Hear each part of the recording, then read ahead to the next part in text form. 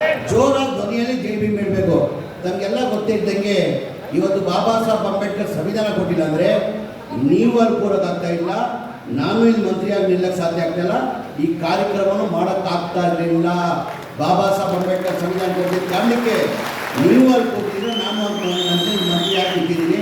ಹಾಗಾಗಿ ನಮ್ಮ ಕರ್ತವ್ಯ ಆಗ್ತಾನೆ ಜೋರಾಗಿ ಜೈ ಭೀಮ್ ಹೇಳೋದು. ಜೈ ಭೀಮ್, ಜೈ ಭೀಮ್, ಜೈ ಜೈ ಭೀಮ್.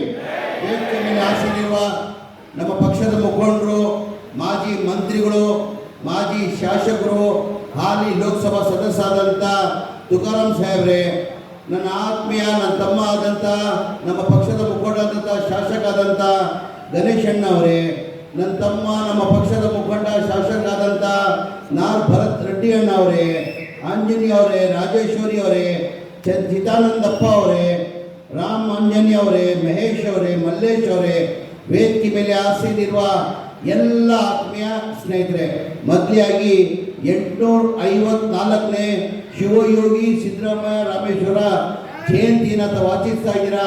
ಮೊದಲಿಯಾಗಿ ಇದನ್ನ ಜಯಂತಿನ ಶುಭಾಶಯನ ಕೋರಕ್ಕೆ ಬಯಸ್ತಾ ಇದ್ದೀನಿ. ಈ ಕಾರ್ಯಕ್ರಮಕ್ಕೆ ನನ್ನ ಆಹ್ವಾನ ಇರಲಿಲ್ಲ, ಗೊತ್ತಿತ್ತು ಕಾರ್ಯಕ್ರಮ ಮಾಡ್ತಾರಂತ. ನನ್ನ ಆತ್ಮೀಯ ಸ್ನೇಹಿತ ಶಾಸಕರಾದಂಥ ಗಣೇಶ್ ಅವರು ದಯಮಾಡಿ ಸರ್ ಈ ಜಯಂತಿ ಕಾರ್ಯಕ್ರಮನ ಹಮ್ಮಿಕೊಂಡಿದ್ದಾರೆ, 5 ನಿಮಿಷಕ್ಕೆ ಕರ್ಕೊಂಡು ಬರಬೇಕಂತ ಹೇಳ್ಬಿಟ್ಟು ನಮ್ಮ ಗಣೇಶ ಆಹ್ವಾನ ಮಾಡಿ ನನ್ನ ಕರ್ಕೊಂಡು ಬಂದಿದ್ದಾರೆ. ಇಲ್ಲಿ ಬಂದು ಕಾರ್ಯಕ್ರಮದಲ್ಲಿ ತುಂಬ ಸಂತೋಷ ಆಯಿತು.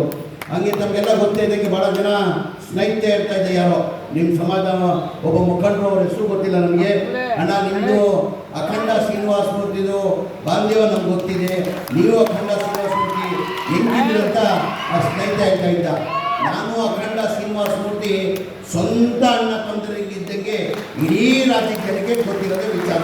ಅವ್ರು 2 ಬಾರಿ MLA ಕಾಂಗ್ರೆಸ್ ಪಕ್ಷದಲ್ಲೇ, 1 ಬಾರಿ ಜನತಾದಳಿಂದನೇ ನಾನು ಅವರಿಗೆ ಪುಲಿಕೇಶಿ ನಗರದಲ್ಲಿ ಹೆಚ್ಚಿನ ಸಂಖ್ಯೆಯಲ್ಲಿ ಅಲ್ಪಸಂಖ್ಯಾತರಿರೋದು.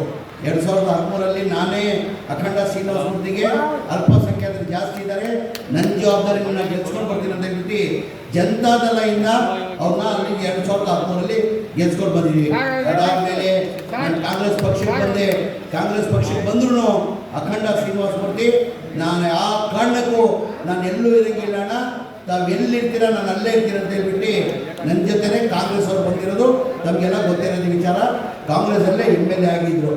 ಈಗ ಮೊನ್ನೆ ಚುನಾವಣೆಯಲ್ಲಿ 23ರಲ್ಲಿ ನಮಗೆಲ್ಲ ಗೊತ್ತಿದೆ, ಒಂದು ಇನ್ಸಿಡೆಂಟ್ ಆಗಬಾರ್ದಾಗಿರೋದು. ಆ ಇನ್ಸಿಡೆಂಟ್ ಆಗಿದ್ದ ಕಾರಣಕ್ಕೆ ಸ್ವಲ್ಪ ಸಮಸ್ಯೆನ ಉಂಟು ಮಾಡಿಕೊಂಡಿದ್ರು ನಮ್ಮ ಅಖಂಡ ಶ್ರೀನಿವಾಸ ಮೂರ್ತಿ ಅವರು. ಆಮೇಲೆ ನಮ್ಮ ಪಕ್ಷ ವತಿಯಿಂದ ಇಲ್ಲ ಅಖಂಡ ಶ್ರೀನಿವಾಸ ಮೂರ್ತಿ ಸೀನಿಯರ್ ಇದ್ದಾರೆ, 2 ಬಾರಿ MLA ಇದ್ದಾರೆ. ಅದೇನೋ ಒಂದು ಘಟನೆ ನಮಗೆಲ್ಲ ಗೊತ್ತಿರೋದೇ ವಿಚಾರ, ಘಟನೆ ಆಗಿರೋದು ನಮಗೆಲ್ಲ ಗೊತ್ತಿರೋದೇ ವಿಚಾರ. ಘಟನೆ ಆಗಬಾರ್ದಾಗಿತ್ತು, ಆ ಘಟನೆ ಆಗಿತ್ತು. ಆವಾಗ ನಾನು ಅಖಂಡ ಶ್ರೀನಿವಾಸ ನಮ್ಮ ಪಕ್ಷ ವತಿಯಿಂದ ನಮ್ಮ ACC ಎಲ್ಲ ಮುಖಂಡರು, ನಮ್ಮ ಮುಖ್ಯಮಂತ್ರಿಗಳು ಆದಂಥ ಸಿದ್ದರಾಮಯ್ಯ ಅವರು, ಉಪಮುಖ್ಯಮಂತ್ರಿಗಳು ಆದಂಥ ನಮ್ಮ ಅಧ್ಯಕ್ಷರಾದಂಥ DK ಶಿವಕುಮಾರ್ ಅವರೆಲ್ಲ ಸೇರಿ ಇಲ್ಲ ನಿನ್ಗೆ ಕೊಡೋಕ್ಕಾಗಲ್ಲ, ನಿನ್ನ ಧರ್ಮಪತ್ನಿಗೆ ಕೊಡ್ತೀನಿ ಅಂತ ಹೇಳ್ಬಿಟ್ಟು ತೀರ್ಮಾನ ನಮ್ಮ ಮಾಡಿದರು. ಅವ್ರನ್ನ ಧರ್ಮಪತ್ನಿಗೆ ಕೊಡಬೇಕಂತ. ಆವಾಗ ನಾನು ಮನೆ ಮುಖ್ಯಮಂತ್ರಿಗಳು ಕರ್ಕೊಂಡು ಹೋಗಿ ನನ್ನ ಅಖಂಡ ಶ್ರೀನಿವಾಸ ಮೂರ್ತಿಗೆ ಅಂದೆ, ನೋಡಪ್ಪ ಈ ಘಟನೆ ಆಗಬಾರ್ದಾಗಿತ್ತು, ಈ ಘಟನೆ ಆಗಿದೆ, ನೀನು ನಿಂತರೆ ಸ್ವಲ್ಪ ಕಷ್ಟ ಆಗ್ಬೋದು, ನಿಮ್ಮ ಧರ್ಮಪತ್ನಿ ಕೊಟ್ಟರೆ ಅವ್ರು ಗೆದ್ದರೆ ನೀನೇ ಗೆದ್ದಂಗೆ, ದಯಮಾಡಿ ಹೈಕಮಾಂಡ್ ಒಪ್ಕೊಂಡಿದ್ದಾರೆ, ಮನೆ ಸಿದ್ದರಾಮಯ್ಯ ಅವರು ಒಪ್ಕೊಂಡಿದ್ದಾರೆ, ಮನೆ ನಮ್ಮ ಅಧ್ಯಕ್ಷ ಆದಂಥ DK ಶಿವಕುಮಾರ್ ಒಪ್ಕೊಂಡಿದ್ದಾರೆ, ನಿಮ್ಮ ಧರ್ಮಪತ್ನಿ ಕೊಡುವ ಅಂತ. ಐತಣ್ಣ ಅಂತ ಹೇಳ್ಬಿಟ್ಟು ಶನಿವಾರ ದಿನ ಮಾತಾಡ್ಕೊಂಡು ಹೋಗಿ ನನಗೂ ಮನೆ ಮುಖ್ಯಮಂತ್ರಿಗಳೇ ರಾತ್ರಿ 1:30 ಗಂಟೆ, ಅವತ್ತು ಮನೆ ಮುಖ್ಯಮಂತ್ರಿಗಳು ಎಲ್ಲ ಬೆಳಗಾಂ ಹೋಗಿದ್ರು, ರಾತ್ರಿ 1:30 ಗಂಟೆ ರಾತ್ರಿ ಜಾವ ಬಂದರು, ಮಧ್ಯರಾತ್ರಿ 1:30 ಗಂಟೆಗೆ. ನಾನು ಅವ್ನ ಕೂಡ ಎಲ್ಲ ಮಾತಾಡಿ ಎಲ್ಲ ಆಯಿತು, ನಾನು ನಿನ್ನ ಬಂದುಬಿಡು, ರಾಹುಲ್ ಇವರು ಸುರ್ಜೇವಾಲ ಬರ್ತಾ ಇದ್ದಾರೆ, ವೇಣುಗೋಪಾಲ್ ಅವರು ಬರ್ತಾ ಇದ್ದಾರೆ, ನಾಳೆ ಬೆಳಗ್ಗೆ ನೀನು ಬಾ ಅಂತ, ನಾಳೆ ಮಧ್ಯಾಹ್ನ ನೀನು ಬಾ ಅಂತ ಮನೆ ಮುಖ್ಯಮಂತ್ರಿ ಸಿದ್ದರಾಮಯ್ಯ ಅವರು ಅಖಂಡ ಶ್ರೀನಿವಾಸ ಮೂರ್ತಿಗೆ ನಾನು ಪ್ರಯತ್ನ ಮಾಡಿ ನಿನಗೇ ಕೊಡಿಸ್ಬೇಕಂತ ತೀರ್ಮಾನ ಮಾಡಿ ನಾನು ಪ್ರಯತ್ನ ಮಾಡ್ತೀನಿ ಅಂತ ಮನೆ ಸಿದ್ದರಾಮಯ್ಯ ಅವರು ಹೇಳಿದ್ರು. ಆಯ್ತಣ್ಣ ನಾನು ಬರ್ತೀನಿ, ನಾಳೆ ಬೆಳಗ್ಗೆ 12 ಗಂಟೆಗೆ 1 ಗಂಟೆಗೆ ಬರ್ತೀನಿ ಅಂತ ಹೇಳ್ಬಿಟ್ಟು 1 ಗಂಟೆಗೆ ಬಂದಿಲ್ಲ. ನಾನು ಫೋನ್ ಮಾಡಿದ್ದೀನಿ, ಫೋನ್ ಎತ್ತಿಲ್ಲ. ಅಷ್ಟೊತ್ತು ನಮ್ಮ ಸುರ್ಜೇವಾಲ ಫೋನ್ ಮಾಡಿದ್ರು, ಸರ್ ತುಮಾರ ದೋಸ್ತ್ ನೋಡಿ, ನಿಮ್ಮ ಫ್ರೆಂಡ್ ನೋಡಿ, ಸ್ನೇಹಿತ, ನಿಮ್ಮ ತಮ್ಮ ಅಂತೀರಾ, ಈಗ ಸೀದಲ್ಲಿ ಕೂತಿದ್ದಾನೆ, ರಾಜೀನಾಮೆ ಕೊಡೋಕೆ ಹೋಗಿದ್ದಾನೆ MLA ಅಂತ ಮನೆ ಸುರ್ಜೇವಾಲ ಅವ್ರು ಫೋನ್ ಮಾಡೋರು.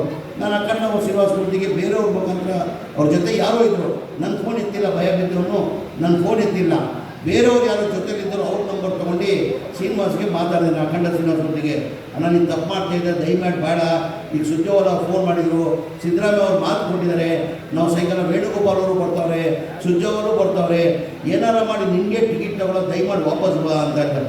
ಆಯ್ತಲ್ಲ ಬಂದುಬಿಡ್ತೇನೆ ಅಂತ ಹೇಳ್ಬಿಟ್ಟು ಒಬ್ಬ ರಾಜೀನಾಮೆನ ಕೊಟ್ಟು ಇಂಡಿಪೆಂಡೆಂಟ್ ಇರೋ ಶಾಸಕರು ಹೇಳ್ಬಿಟ್ಟಿದ್ರು ಅಂತ ಅವ್ರಿಗೆ, ನೀನು ಸೋಮವಾರ ರಾಜೀನಾಮೆ ಕೊಟ್ಟು ನೀನು ಸೋಮವಾರ 12 ಗಂಟೆವರೆಗೆ ರಾಜೀನಾಮೆ ಆಗಲೇಬೇಕು, ನೀನು ಹಾಕಿಲ್ಲ ಅಂದರೆ ನೀನು ಗೆಲ್ಲಕ್ಕಾಗಲ್ಲ ಅಂತ ಹೇಳಿದ್ದು ಕಾಣಿಕೆ ಯಾರೋ ಶಾಸಕರು ಹೇಳಿದ್ದು ಕಾರಣಕ್ಕೆ ಅವ್ರು ರಾಜೀನಾಮೆ ಕೊಟ್ಟು ನಿಂತಿದ್ರೆ ತಮಗೆಲ್ಲ ಗೊತ್ತಿರೋದು.